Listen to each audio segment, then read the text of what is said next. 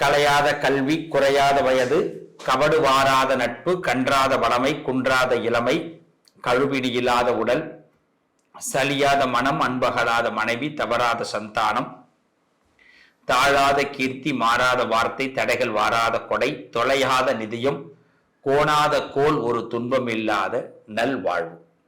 உங்கள் அனைவரையும் சந்திப்பதிலே பெரும் மகிழ்ச்சி அடைகிறேன். ஒரு குழப்பங்களை தீர்ப்பவன் தான் குரு. ஒரு மனிதன் மிகப்பெரிய மன உளைச்சல் இருக்கிறான் சார், இந்த மன உளைச்சல் தீருமா? ஃபினான்ஷியல்ல ப்ராப்ளம், ஒரு பண ரீதியாக நான் மன உளைச்சல் இருக்கேன் சார், பணம்லாம் இருக்கு சார், வீட்டில் பொண்டாட்டி பிள்ளைகளால் மன உளைச்சல், இது ஒரு பக்கம். பொண்டாட்டி பிள்ளைங்கள்லாம் கூட எனக்கு ஓகே சார், நண்பர்களால் மன உளைச்சல், நண்பர்கள் கூட ஓகே சார், ஒர்க் பண்ணுற இடத்துல ஸ்டாஃப்னால, ஒர்க் பண்ணுற இடத்துல எனக்கு மேலே இருக்க அதிகாரிகளால் ரொம்ப ப்ரெஷர் சார், இது ஒரு மன உளைச்சல். அதுக்கு அடுத்தது ஒர்க்கே கிடைக்கல சார், ரொம்ப டவுன், எனக்கு ஒர்க்கே கிடைக்கல, வேலையே கிடைக்கல, என்னுடைய தகுதிக்கு எதுவுமே கிடைக்கல, இப்படி ஒரு மன உளைச்சல். சில பேருக்கு பார்த்தீங்கன்னா வாக்குறுதியை கொடுத்துட்டு அதை நிறைவேற்ற முடியலன்னு மன உளைச்சல்.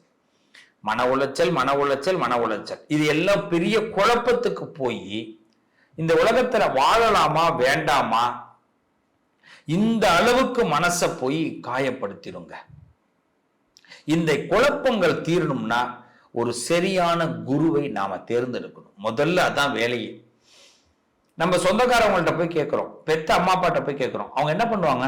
நமக்கு சப்போர்ட்டா பேசுவாங்க. சொந்தக்காரவங்கள்ட்ட போய் கேட்டா என்ன சொல்லுவாங்க? நீ பண்ணது தப்பு, நம்ம மேலதான் குறை சொல்லுவாங்க, என்னன்னு கூட யாரும் யோசிக்க மாட்டாங்க. நண்பர்கள்ட்ட போனா என்ன சொல்லுவாங்க? மாப்பிள்ள விடுறா, மாப்பிள்ள வேற ஒண்ணு பாரு. ஒரு லேடியா இருந்தா அவங்க என்ன சொல்லுவாங்க? விடு, நம்ம வேற ஒண்ணு பார்ப்போம். இப்படிதான். ஆக யாரும் நமக்கு என்ன எதிர்கால தீர்வுங்கிறத கொடுக்க மாட்டாங்க.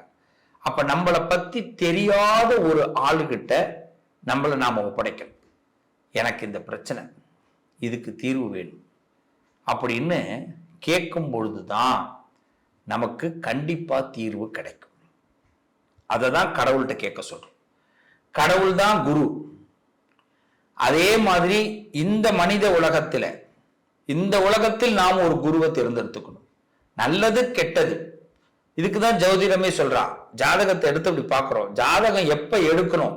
மனசுல குழப்பம் வரும்பொழுது, ஒரு தெளிவில்லாத போது மட்டும்தான் ஜாதகம் எடுக்கணும். அதை எடுத்து எனக்கு ஏன் இந்த தெளிவு இப்ப இல்லை, நான் என்ன பண்ணுனா தெளிவு கிடைக்கும். அப்போ ஒரு குருவோடைய ஆலோசனை இருந்துருச்சுன்னா நம்ம லைஃப்ல 100% சக்சஸ் ஆகும்.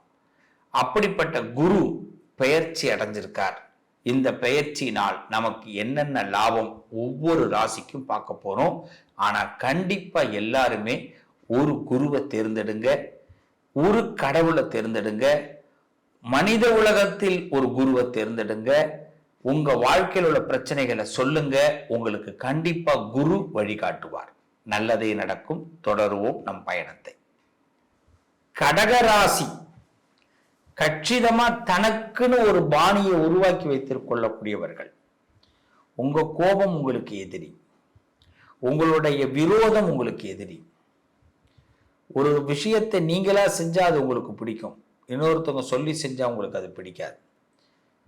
எப்படி அவங்க இதை சொல்லலாம் அப்படின்னு கேள்வி கேட்பீங்க. மற்றவங்க பேச்சு கூட பார்த்தீங்கன்னா அந்த வாய்ஸ்ல எவ்வளவு தூரம் ஏறணும் இறங்கணும் நீங்க முடிவு பண்ணுவீங்க. அப்படிப்பட்ட கடகராசிக்கு விரயஸ்தானத்தில குரு வருகிறார். குரு விரயம் கொடுக்க முடியுமா? யாராவது ஒரு வாத்தியார் ஒரு பிள்ளைய மட்டும் கீழே தள்ள முடியுமா? நினைச்சு பாருங்க, வாய்ப்பே இல்லையே. அப்ப விரயம்னா என்ன, அதை தெளிவா தெரிஞ்சுக்கணும். விரயத்துல குரு வந்திருக்கார், குரு நம்மளை ஏதோ எல்லா பினான்சியல் ப்ராப்ளங்களை கொடுக்க போறார் அப்படிலாம் யோசிக்க கூடாது. இல்லவே இல்லை. நம்ம டெய்லி குளிக்கிறோம், எதுக்கு குளிக்கிறோம்? அழுக்கு தேய்ச்சி குளிக்கிறோம், உடம்புல அழுக்கு படக்கூடாதுன்னு. அதான உண்மை. அப்ப விரயம்னு ஒண்ணு இருந்தாதான் லாபம்னு ஒண்ணு வரும். கிராமங்கள்ல சொல்லுவாங்க, ஒரு ஊத்து இருக்குன்னா அதை தண்ணியை எடுக்க தான் ஊத்து தண்ணி கொடுத்துக்கிட்டே இருக்குன்னுவாங்க. தண்ணி எடுக்கலைன்னா ஊத்துல தண்ணி திரும்பி ஏறாது. நீ தண்ணி ஏடுறா, திரும்பி தண்ணி வரும் அப்படின்வாங்க. முதல்ல இப்ப கடகராசிக்காரங்க உங்க மேல நம்பிக்கை நீங்க வைக்கணும். ஒண்ணு தெரியுமா, குரு பகவான் உங்க ராசியில உச்சம் பெற்று இருக்கிறார். எப்படி இருக்கார்? உச்சத்துல இருக்கார். உச்சத்துல உங்களுக்கே கொடுக்கலன்னா யாருக்கு கொடுக்க முடியும்? இப்ப எப்படி கொடுப்பார்? நல்ல நண்பர்களை கொடுப்பார். ஃபர்ஸ்ட் கடகத்திற்கு இப்ப நல்ல நண்பர்கள் கிடைப்பாங்க. உயிரே கொடுக்கறதுக்கான நண்பர்கள் வருவாங்க. ஆனா அவங்க உயிரை நாம அந்த அளவுக்கு நினைக்க மாட்டோம். ஆமா, நம்ம வேற மாதிரி நினைச்சிருவோம். நாம இப்ப என்ன பண்ணணும்? அவங்க எந்த அளவுக்கு உயிரா இருக்காங்களோ அந்த உயிரை நாமளும் நிற்கணும். அப்ப கடகராசிக்காரர்களுக்கு நல்ல நட்புகளை இப்ப குரு பகவான் கொடுப்பார். நல்ல வாத்தியார்களை கொடுப்பார், வழிகாட்டிகளை கொடுப்பார். எல்லாரும் உங்க மேல ரொம்ப ஆசைப்படுவாங்க, நீங்க நல்லா இருக்கணும்னு ஆசைப்படுவாங்க. அந்த வழிகாட்டிகளை பயன்படுத்திக்கணும். இந்த நேரம் சுப காரியங்களை நடத்துவதற்கு ஆலோசனை கொடுப்பார். நீங்க இப்ப கண்டிப்பா வாகனங்கள் வாங்குற மாதிரி வரும். ஏதாவது ஒரு பைக், கார் கண்டிப்பா வாங்கணும். நீங்க உங்களுடைய பினான்சியல் ஸ்டேட்டஸை உயர்த்தியே ஆகணும். நீங்க இது வரைக்கும் கிரெடிட் கார்டு இல்லைன்னா கூட கிரெடிட் கார்டு அப்ளை பண்ற மாதிரி தான் இருக்கும். பணம் ஒரு இடத்துல லோன் வாங்குற மாதிரி தான் இருக்கும், இஎம்ஐ கட்டுற மாதிரி தான் இருக்கும். ஆனா அது எல்லாமே லாபத்துல தான் வரும். எப்படி லாபத்துல வரும்? முன்னேறுவதற்கு தான் கடன் வாங்குறோம், கீழே இறங்குறதுக்கு இல்லை. இந்த தாட் ஃபர்ஸ்ட் வச்சிடணும். அப்ப கடகராசிக்காரர்களுக்கு இதுவரைக்கும் இழுபறியாக இருந்த விஷயங்கள் உடனடியாக செட் ஆகக்கூடிய நேரம். நல்ல மனிதர்களின் வழிகாட்டல் உங்களுக்கு ஒரு வளர்ச்சி ஏற்பட போகிறது. ஒன்னே ஒன்று சொல்றேன், பதட்டப்படாதீங்க, அவசரப்படாதீங்க. ஒவ்வொரு நாளும் மாறுதலுக்கு உட்பட்டே வருது. அது உங்க வாழ்க்கையில நடக்குது. நீங்க காலையில ஒரு பிளான் போடுங்க, முதல் நாள்லாம் பிளான் போடாதீங்க. முதல் நாள் போட்டா மறுநாள் நடக்க மாட்டேங்குது. நான் இதை நிறைய பதிவில் சொல்லியிருக்கேன். கடகத்துக்கு விரய குரு உங்களுக்கு பண விரயத்தை கொடுக்க மாட்டார். பணத்தை எங்க சேவ் பண்ணணுமோ அதை கரெக்டா சேவ் பண்ண வைப்பார். கண்டிப்பா பூமி லாபத்தை கொடுப்பார். இந்த குரு புதனுடைய வீட்டுக்கு போயிருக்காரு. அதனால கணினி சம்பந்தமான விஷயம், மேல் படிப்பு சம்பந்தமான விஷயம், உயர்கல்விகள், இதெல்லாம் உங்களுக்கு இப்ப நல்ல நேரம். அதுல வரும் சிந்தனை. இன்வெஸ்ட்மெண்ட் ஏதாவது பண்ணலாமான்னு தோணும். சோ நல்ல விஷயத்துக்கு பணத்தை செலவு பண்ண போறீங்க. சம்பாதிக்கிறவங்க எல்லாம் எவ்வளவு கஷ்டத்துல இருக்காங்க தெரியுமா?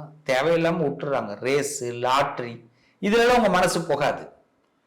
உங்க மனசு இப்ப நல்ல விஷயத்துக்கு, ஆம்பிஷன், உங்க குட் ஆம்பிஷன் உங்களை நல்ல வளர்ச்சி கொடுக்கும். இன்னும் சொல்ல போனா இண்டிவிஜுவலா இருக்கிறதுக்கு உங்களை ஐடியா கொடுக்கும், தனித்து செயல்பட வைக்கும். நீங்க சூத்திரதாரி, மூலக்காரி, மூலக்காரன், இவ்வளவுதான். இப்படி நினைச்சீங்க உங்களை ஒரு விஷயத்தை சரியா பிளான் போட்டா சக்சஸ் பண்ணலாம். பண்ணுங்க, நிச்சயம் குரு பகவான் நல்லதை கொடுக்கிறார். வாழ்த்துக்கள். என்ன நேயர்களே, நம்ம பேசுனது தனிப்பட்ட முறையில ஒவ்வொரு ராசியை பத்தியும் நம்ம பேசணும்.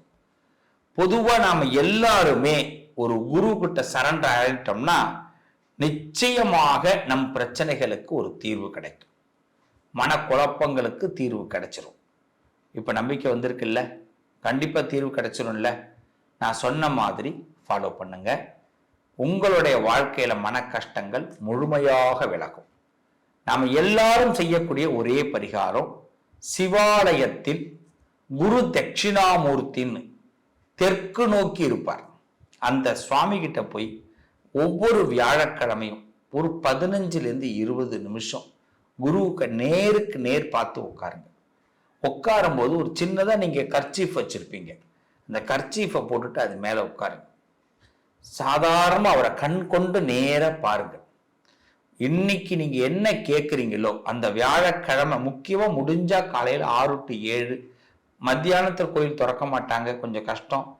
அதே மாதிரி சாயரட்ச 8 to 9, வாய்ப்பு கிடைச்சா இந்த நேரத்தை பயன்படுத்திக்கலாம். இல்லைன்னா பொதுவா ஒரு நேரத்துல நீங்க அந்த சுவாமி கிட்ட உட்கார்ந்து நேருக்கு நேர் பார்வையில மனசார சில பிரார்த்தனைகளை செய்யுங்க. எனக்கு இது வேணும் அப்படின்னு கேளுங்க.